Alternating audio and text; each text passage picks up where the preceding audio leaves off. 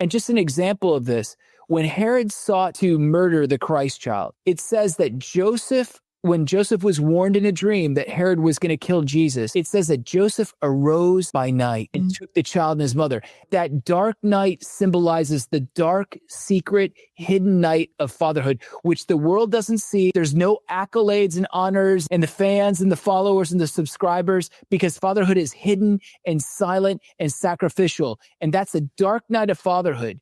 And when we sacrifice our pride, our vain ambitions, our desire to want to be known and patted on the back and praised, and we sacrifice that to enter the darkness, the hidden life of fatherhood, that's how the world is saved. Jesus Christ, the Son of God, was saved because St. Joseph embraced the silence and embraced the dark, hidden vocation of fatherhood. He was hidden from the world. That's huge.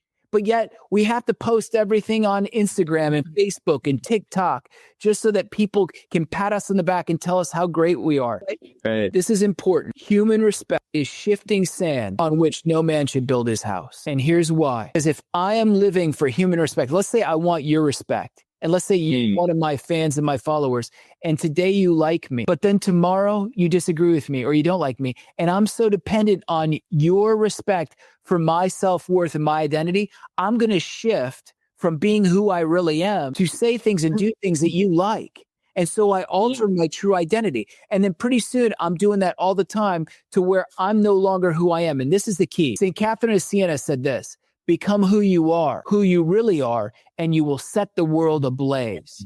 But how do we do that? You have to truly be yourself. And how do you be yourself? You have to be so trusting in God the Father and who he's made you to be in your human person, your human nature, also in your spiritual nature, your soul and the spirit that God is living in. You can't be ashamed of that.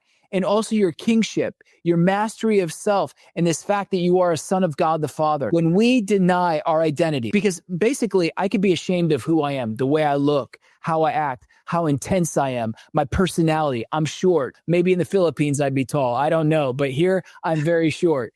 But you're tall here. But like I could be so ashamed of myself. But God says, I made you exactly how I want you to be. Why? But what we do is we cover that up. We're ashamed of ourselves. We're ashamed of who we are. And we're ashamed of our personality, our temperament, whatever it is, the way we look. And then we keep God inside. We eclipse him and we don't let him out. And see, this is the irony. This is so ironic. People think that they're revealing themselves all over the internet, and yet they're hiding God. And yet people who are hidden with God, just because they are who they are really called to be, they reveal him.